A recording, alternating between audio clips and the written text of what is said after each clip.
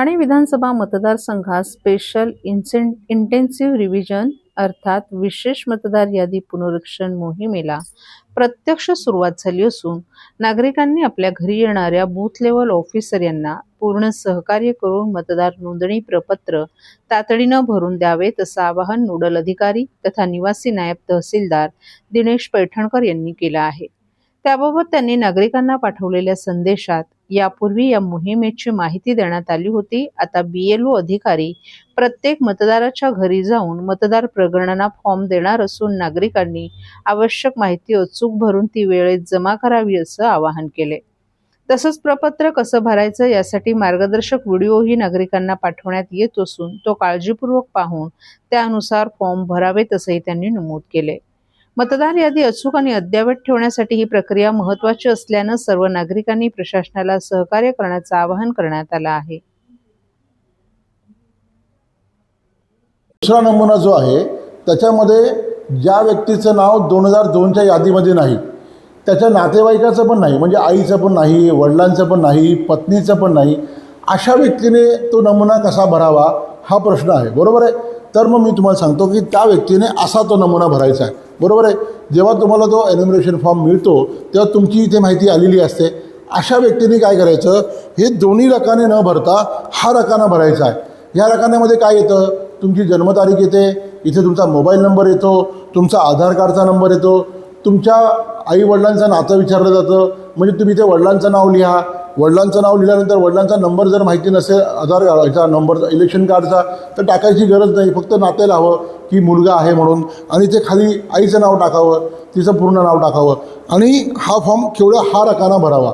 हा परत सांगतो, हा नमुना जो आहे, ज्या व्यक्तीचं 2002मध्ये यादीमध्ये नाव नाही, त्याच्या नातेवाईकांचं देखील नाव नाही, आईचं नाव नाही, वडिलांचं नाव नाही, पत्नीचं नाव नाही, अशा व्यक्तींनी हा नमुना अशा प्रकारे भरायचा आहे। लक्षात आलं आपल्याला? थँक्यू।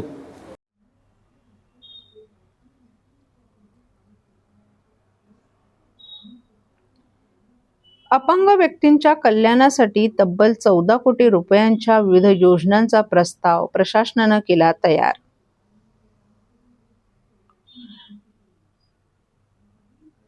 यंदाच्या वर्षात अपंग व्यक्तीच्या कल्याणासाठी तब्बल 14 कोटी रुपयांच्या विविध योजनांचा प्रस्ताव ठाणे महापालिका प्रशासनानं तयार केलाय। शिक्षणासाठी शिष्यवृत्ती, बेरोजगार भत्ता, विवाहासाठी अर्थसहाय्य, ज्येष्ठ दिव्यांगांना उदरनिर्वाह अनुदान, आरोग्य विमा आणि पुनर्वसन सेवांसह विविध योजनांचा समावेश आहे। या संबंधीचा सविस्तर प्रस्ताव प्रशासनानं तयार केला असून येत्या 20 जुलै रोजी होणाऱ्या सर्वसाधारण सभेपुढे तो मान्यतेसाठी सादर करणार आहे। ठाणे महापालिकेच्या समाज विकास विभागाने 2026-27 या आर्थिक वर्षासाठी अपंग व्यक्ती कल्याणकारी योजनांचा प्रस्ताव तयार केलाय। यासाठी 14 कोटी रुपयांची तरतूद करण्यात आली असून विविध वैयक्तिक आणि सार्वजनिक लाभाच्या योजना राबवण्यात येणार आहेत। गेल्या वर्षी योजनेत या आर्थिक वर्षात 17 कोटी रुपयांची तरतूद करण्यात आली होती। त्यावेळी 12,188 अर्ज प्राप्त झाले होते। त्यापैकी 10,886 अर्ज पात्र ठरले असून या लाभार्थ्यांवर 13 कोटी 8 लाख रुपयांहून अधिक खर्च करण्यात आला होता। यंदाच्या प्रस्तावात अपंग विद्यार्थ्यांना शालेय आणि उच्च शिक्षणासाठी शिष्यवृत्ती, खेळाडूंकरिता शिष्यवृत्ती यांच्यासह विविध योजनांचा समावेश आहे। या योजनांसाठी पालिकेकडून अर्ज मोफत उपलब्ध करून देण्यात येणार असून आधार कार्ड, मतदान ओळखपत्र, UDID कार्ड आणि उत्पन्नाचा दाखला यांसारखी आवश्यक कागदपत्र सादर केल्यानंतर पात्र लाभार्थ्यांना लाभ दिला जाणार आहे। लाभार्थी संख्या उद्दिष्टापेक्षा जास्त झाल्यास प्रभाग समिती स्तरावर लॉटरी पद्धतीनं निवड केली जाणार आहे। योजनांच्या अंमलबजावणीसाठी आवश्यक निविदा प्रक्रिया, निधीचं पुनर्विनियोजन आणि गरजेनुसार योजनांमध्ये बदल करण्याचे अधिकार आयुक्तांना देण्याचाही प्रस्ताव आहे। या संपूर्ण प्रस्तावाला प्रशासकीय आणि वित्तीय मंजुरीसाठी सर्वसाधारण सभेपुढे मंजुरीसाठी सादर करण्यात येणार आहे।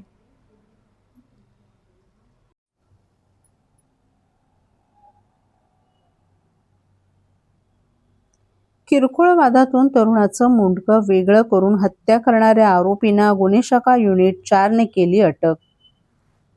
जुन्या वादाच्या कारणातून शिळडागर येथे राहणाऱ्या फैज सुलतान मालीम अल्बाम सुलतान मालीम या 2 भावांनी अमन मुस्तकीन शेख या 23 वर्षीय तरुणाची हत्या केली. हत्या केल्यानंतर त्याचं मुंडकं धडापासून वेगळं करण्यात आलं आणि त्याचे दोन्ही हात तोडून त्याचे प्रेत निर्जन स्थळी टाकून दिलं होतं. तसंच हत्या करतानाचा व्हिडिओ देखील त्यांनी काढला होता. या प्रकरणाची माहिती गुन्हे शाखा युनिट 4चे पोलीस निरीक्षक राजेश गज्जल यांना गुप्त बातमीदाराकडून मिळाली. त्या अनुषंगानं पोलीस उपायुक्त अमरसिंग जाधव, सहाय्यक पोलीस आयुक्त शेखर बागडे यांना या घटनेची माहिती देऊन त्यांच्या मार्गदर्शनाखाली तपास करून फैज आणि अल्बान या 2 आरोपींना ताब्यात घेऊन त्यांची सखोल चौकशी केली असता त्यांनी 13 मार्च रोजी अमन शेख या इसमाची हत्या केल्याचं कबूल केलं. या आरोपींनी माहिती देताना 13 मार्च रोजी रात्री 9 वाजता अमन शेख याला श्रीलंका एरिया मुंब्रा या परिसरातून रिक्षात घालून त्यास निर्जन ठिकाणी नेऊन त्याचा धारदार चाकूने गळा चिरून जीवेत ठार मारून मैताची ओळख पटू नये म्हणून प्रेताचे मुंडके धडापासून वेगळे करून खर्डेगाव येथे टाकून दोन्ही हात कापून उर्वरित प्रेताचे भाग निर्जन स्थळी टाकून दिले होते. तसंच मैतास ठार मारताना आरोपींनी त्याचे मोबाईलमध्ये व्हिडिओ शूटिंगही केली होती. तो मोबाईल पोलिसांनी जप्त केलाय. अटक आरोपी फैज सुलतान मालीम याच्यावर यापूर्वी देखील एका अल्पवयीन मुलाची हत्या केल्याचा आरोप आहे. मुंब्रा के एरिया में 15 मार्च में एक मर्डर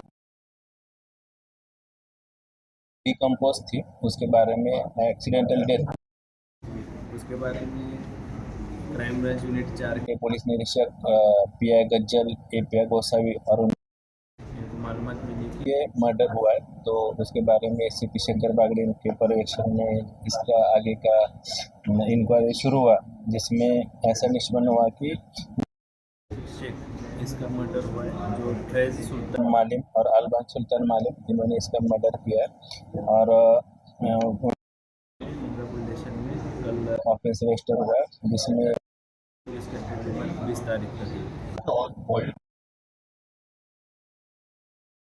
बॉडी डिकम्पोज थी, इसलिए मार्क्स के अभी तक उसके बारे में मालूमात नहीं मिल रही थी कि ये मर्डर है क्या नहीं। उसका मेडिकल बाकी एग्जामिनेशन सब हुआ था, लेकिन जो गोपनीय माहिती क्राइम ब्रांच को मिली थी उसके अनुसार हमने इंक्वायरी करके और अधिक मालूमात लेके ये गुनाह ऑफेंस डिस्क्लोज किया। वीडियो वायरल किया गया था इनका, ये इन्वेस्टिगेशन का पार्ट है। उन्होंने कुछ वीडियो निकाला है मारते वक्त वगैरह, वो आप इन्वेस्टिगेशन में सामने है, उसका हम एविडेंस कलेक्शन करके आगे की कार्रवाई करेंगे।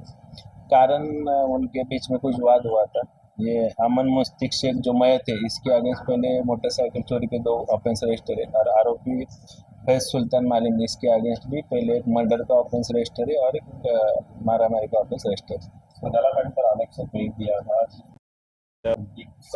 कितनी मुश्किलें आई आपको?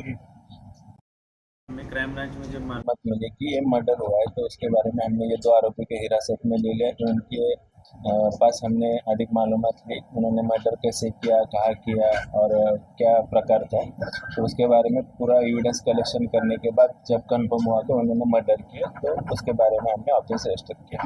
बैकग्राउंड क्या तो आरोपी जो है उनके अगेंस्ट इसके पहले ऑफेंस रजिस्टर कितने दिन तक पुलिस रखा? 20 थैंक यू सर। सर एक मिनट।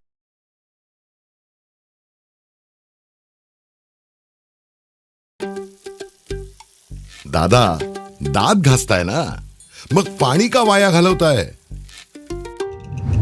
ताई, भांडी घासा नाहीतर फोन पहा, पण नळ का चालू ठेवलाय? अंघोळ झाली ना करून, मग शॉवर चालूच.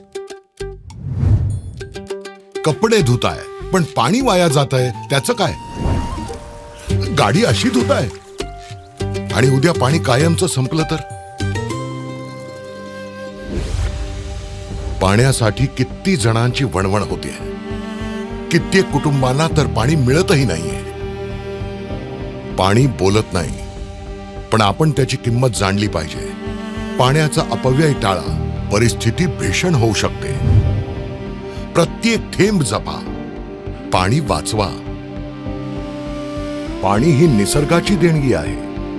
पाणी निर्माण करता येत नाही. पाण्याची बचत हीच पाण्याची निर्मिती. ठाणे महानगरपालिकेतर्फे जनहितार्थ जारी. कच्छ अस्मिता मंचाच्या वतीने कच्छ पागडी कुणाशिरी या कार्यक्रमात उपमुख्यमंत्री एकनाथ शिंदे यांच्या हस्ते समाजरत्नांचा गौरव. कच्छ अस्मिता मंचाच्या वतीने आयोजित कच्छ पागडी कुणाशिरी या गौरव सोहळ्यात उपमुख्यमंत्री एकनाथ शिंदे यांनी कच्छी समाजाशी असलेले आपले कौटुंबिक आणि जिव्हाळ्याचं नातं अधोरेखित करताना ठाण्याच्या सर्वांगीण विकासासाठी शासन कटिबद्ध असल्याची ग्वाही दिली. समाजासाठी उल्लेखनीय कार्य करणाऱ्या व्यक्तींचा सन्मान करणारा हा उपक्रम गेली 19 वर्ष सुरू असून प्रत्येक वर्षी या कार्यक्रमाला आपण आवर्जून उपस्थित राहिलो असल्याचं त्यांनी सांगितलं. घरातील कार्यक्रमासाठी जसं आपण कोणत्याही परिस्थितीत उपस्थित राहतो त्याच भावनेतून आपण या कार्यक्रमाला दरवर्षी येतो. कच्छ समाज विविध क्षेत्रात उल्लेखनीय कार्य करणाऱ्या व्यक्तींना पगडी देऊन गौरवतो. अशा सन्मानामुळे समाजात आणखीन चांगलं कार्य करण्याची प्रेरणा मिळते आणि समाजाचा सर्वांगीण विकास होतो, असंही शिंदे यांनी सांगितलं. यावेळी पुरस्कारासाठी निवड झालेल्या एका 40 वर्षीय तरुणाचा हृदयविकाराच्या झटक्याने झालेल्या निधनाबद्दल त्यांनी तीव्र दुःख व्यक्त करत भावपूर्ण श्रद्धांजली अर्पण केली. कार्यक्रमाचे प्रमुख संयोजक सुरेश गडा यांच्या कार्याचं विशेष कौतुक करताना उपमुख्यमंत्री एकनाथ शिंदे यांनी सुरेश गडा अनेक वर्षांपासून समाजसेवेत कार्यरत आहेत. धर्मवीर आनंद दिघे यांचे खरे आणि निष्ठावान शिवसैनिक जर कोणी असतील तर ते सुरेश गडा आहेत. त्यांनी हिंदीतही भावना व्यक्त करत 40 साल से शिवसेना के साथ खडा उसका नाम है सुरेश गडा असे गौरवोद्गार काढले. आषाढी बीज हा कच्छ समाजाच्या नववर्षाचा सण असल्याचं सांगत त्यांनी सर्वांना नववर्षाच्या शुभेच्छा दिल्या. जसा मराठी माणसांसाठी गुढीपाडवा महत्त्वाचा आहे तसाच कच्छ समाजासाठी आषाढी बीज हा नववर्षाचा प्रारंभ असल्याचं त्यांनी नमूद केलं. धर्मवीर आनंद दिघे यांच्या कार्याचा उल्लेख करताना शिंदे यांनी ठाण्यातील व्यापारी आणि व्यावसायिकांना कोणताही त्रास होऊ नये ही दिघे साहेबांची भूमिका होती. त्यांनी सुरू केलेली व्यापारी हिताची परंपरा आजही कायम असून ठाण्यात व्यापारी सुरक्षित असल्यामुळे उद्योग व्यवसाय अधिक वेगानं वाढत असल्याचं त्यांनी सांगितलं. अहमदाबाद घोडबंदर मार्गावरील वाहतूक थेट कोस्टल रोड मार्गे मुंबईकडे वळवण्यात येणार असल्याने ठाणे शहर मोठ्या प्रमाणावर वाहतूक कोंडीतून मुक्त होईल असा विश्वासही त्यांनी व्यक्त केला. ठाणेकरांनी आपल्याला शाखा प्रमुखापासून मुख्यमंत्री आणि आता उपमुख्यमंत्री होण्यापर्यंत साथ दिली आहे. त्यामुळे आपले नाते हे केवळ राजकीय नसून कौटुंबिक आणि जिव्हाळ्याचं असल्याचंही भावनिक उद्गार त्यांनी काढले.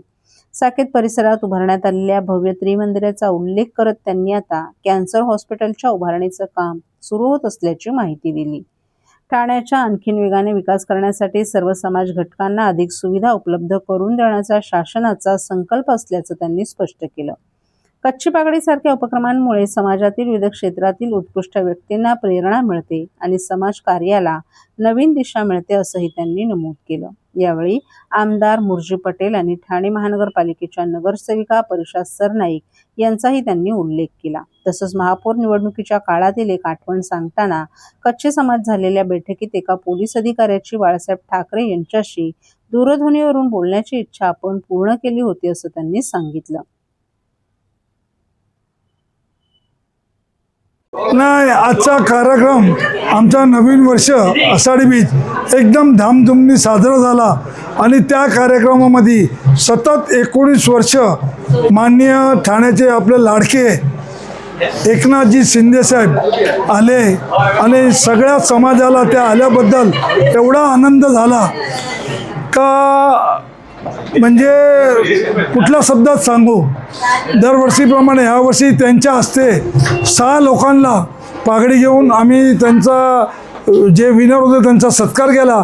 त्याच्यामध्ये आपले ठाण्यातले टिपटॉपचे मालक मनोजभाई शाह, त्याचप्रमाणे स्क्वेअर फीट ग्रुपचे नवीनभाई सावला व इतर असे 6 लोकांचा माननीय एकनाथ शिंदे साहेबांनी त्यांचा सत्कार केला आणि त्यांच्या पुढील वाटचालीसाठी त्यांना शुभेच्छा दिल्या. ह्या कार्यक्रमामागची भावना एकच आहे का आपण ज्यांना पागडी देऊन सत्कार करतो त्यांना एक अधिक बळ मिळावा आणि त्यांनी असंच भरीत काम कंटिन्यू दरवर्षी करत राहावा हीच आमची भावना असते.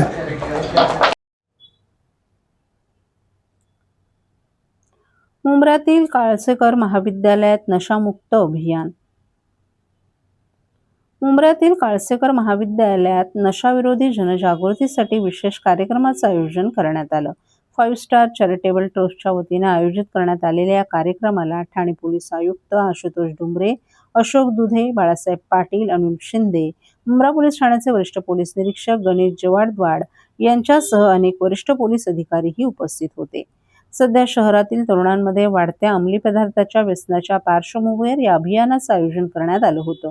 या कार्यक्रमात पोलीस अधिकाऱ्यांनी विद्यार्थ्यांशी थेट संवाद साधत अंमली पदार्थांच्या व्यसनाचे दुष्परिणाम, त्यापासून दूर राहण्याचे मार्ग आणि कायदेशीर परिणाम याबाबत सविस्तर मार्गदर्शन केलं. तसंच विद्यार्थ्यांच्या मनातील विविध प्रश्नांची उत्तरं देत त्यांचं शंका निरसन केलं. यावेळी अधिकाऱ्यांनी ठाणे पोलीस आयुक्तांच्या निर्देशानुसार संपूर्ण ठाणे शहरात अंमली पदार्थांच्या तस्करी आणि विक्री विरोधात विशेष मोहीम राबवण्यात येत असून संबंधितांवर कठोर कारवाई केली जात असल्याचं सांगितलं. मुंब्रा पोलीस ठाण्यानेही अनिल शिंदे यांच्या कार्यकाळात अनेक अंमली पदार्थ विक्रेत्यांविरोधात कारवाई करून त्यांना अटक केली आहे. कार्यक्रमाच्या शेवटी विद्यार्थ्यांना नशेपासून दूर राहण्याचं आवाहन करण्यात आलं. तसंच अंमली पदार्थांचा अवैध व्यापार करणाऱ्यांविरोधात यापुढेही कठोर आणि प्रभावी कारवाई सुरूच राहील असा इशारा पोलीस अधिकाऱ्यांनी दिलाय.